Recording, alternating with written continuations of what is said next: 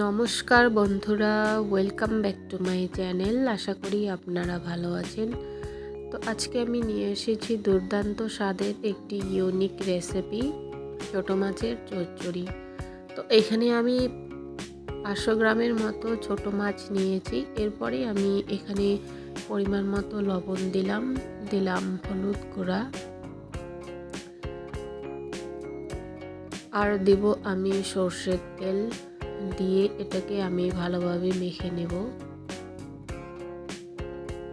সবগুলো গায়ে যেন ভালোভাবে লবণ হলুদ লাগে সেইভাবে আমি মাছগুলোকে মেখে নেব।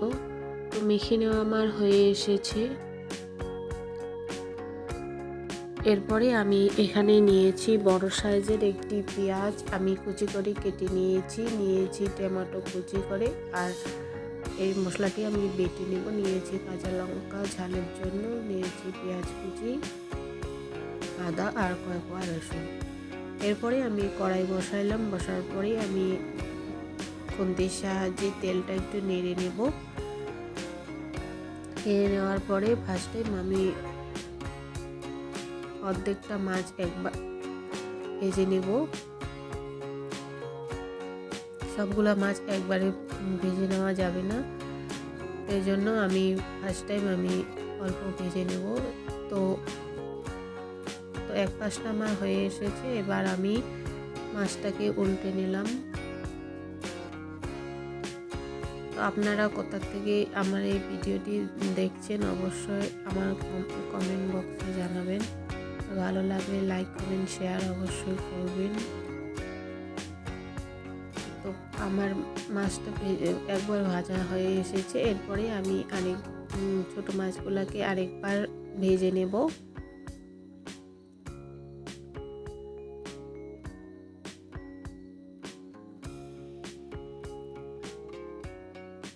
এইগুলো আমার প্রায় ভাজা হয়ে এসেছে। এরপরে আমি এগুলাকে নামিয়ে নেব। তো মাছ ভাজা আমার হয়ে এসেছে। এরপরে আমি একই কড়াইয়ে আবার তেল 1 টেবিল চামচের মতো তেল দেব। তো তেলটা একটু হালকা গরম হয়ে এসেছে। এরপরে আমি দেব কালো জিরে, আর দেব টমেটো কুচি দিয়ে আমি এটাকে ফার্স্ট টাইম নেড়ে নেব।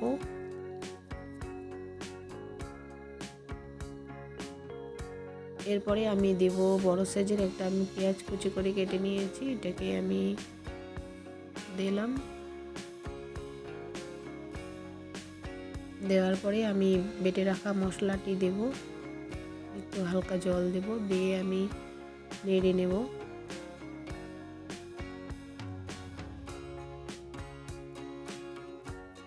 এরপরে আমি দেব পরিমাণ মতো হলুদ, আর দেব পরিমাণ মতো লবণ, দিয়ে আমি এটাকে আবার একটু ভেজে নেব।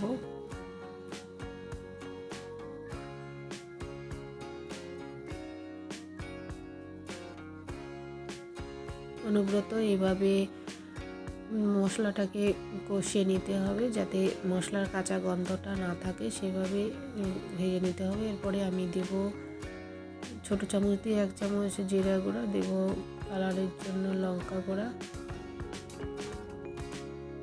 দিয়ে আমি এটাকে ভেজে নেব। ভেজে নিয়ে হালকা আমি জল দেব, দিয়ে আবার একটু আমি ভেজে নেব। তো এভাবে আমি 10 মিনিটের মতো মশলাটাকে ভেজে নিয়েছি।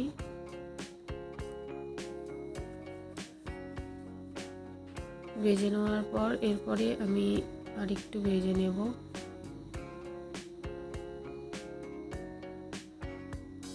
তো ভেজে নেওয়া আমার হয়ে এসেছে। এরপরে আমি জল দেব।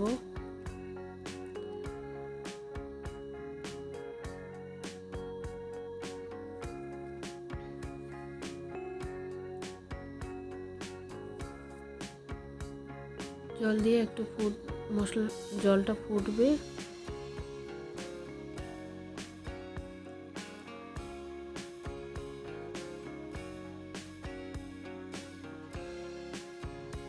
জলটা ফুটে এসেছে, এরপরে আমি ভেজে রাখা মাছগুলোকে দেব।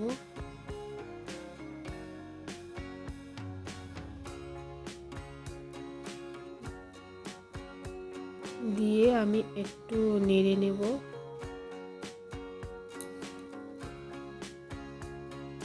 তো এভাবে আমি একটু নেড়ে নিলাম, নেওয়ার পরে এরপরে আমি এটাকে নামিয়ে নেব।